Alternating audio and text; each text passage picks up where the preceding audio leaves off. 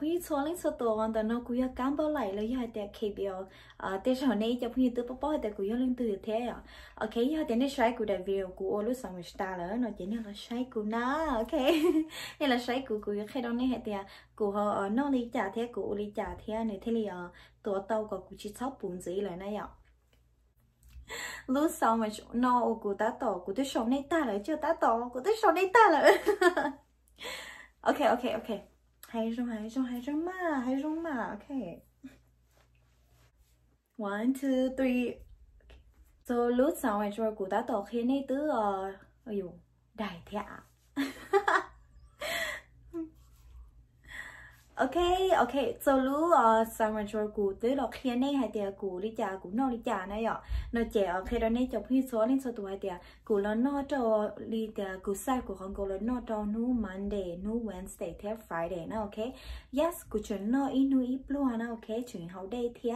yes cụ yên mua canh nu ở cụ nó lớn to thế cụ chỉ nó trở đi cụ khó plan hay tiệt cụ nó có cụ yuan này ạ,แต่ชิมันยันจงให้tiệt cụ mua prune juice nó ok, chỉ như này chụp hình số lên số tuổi sao bảo prune juice detox nó là nên mua sai cụ đại video này khi tao tiệt thảo nên nó nông táo này nhiều họ đã chỉ thế ở trong này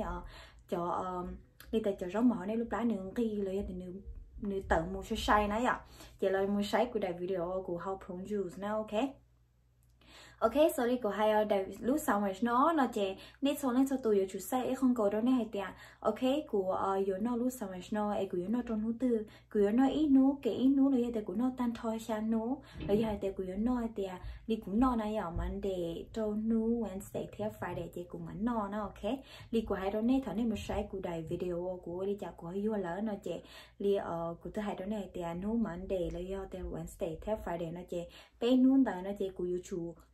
là vùng này hai tia lo thia có ít chè tử hư này ạ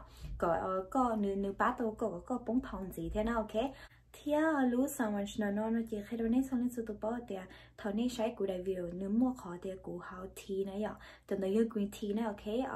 của chị hào lừa họ green tea của hào green tea sữa đó khó tia just the original green tea đó khó tia nửa bát tô đó có lúc chè thia ít khó chút xíu nữa chè nửa uo đâu có yêu tàu thế nào ok có hào green tea này chè nửa uo đâu có yêu tàu thia thảo có nó lúc sao mà nó là có nó chỉ mát chỉ đông là như tàu thia thảo có là nó ít luôn nào ok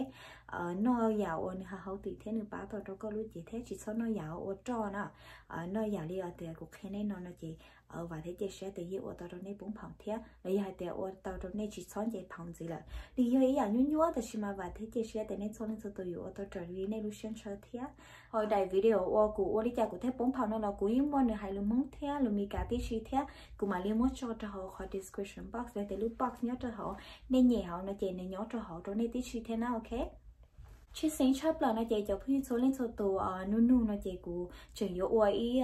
khó đê này ạ chỉ mới khó đê ở trong này 4 pound thì ở ba trong này còn này 4 pound gì thế ạ nếu không bắt chắp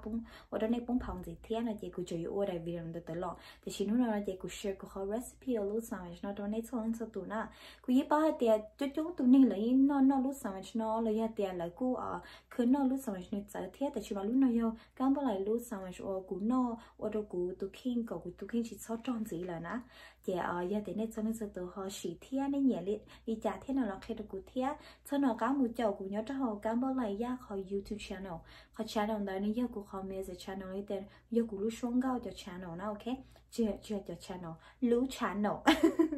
họ giờ thì nên chậu của nhớ trong the KBL personal vlog nó chị của giờ là thao biến theo của giờ là khi cho nên cho thì ô đi trả nên thế lý do chỉ muốn nâng tao giản gì là bán nên xong nên số tủ nào ok ô của chuyện chớp phớt giờ của chớp phớt rồi thế giờ của mốt trong này chỉ của chớp phớt ta là của mà đi lộ ô thế mà đi mốt trong này nào ok của chị tao là mốt cho là hai trong này là ô trong này xứ nào ok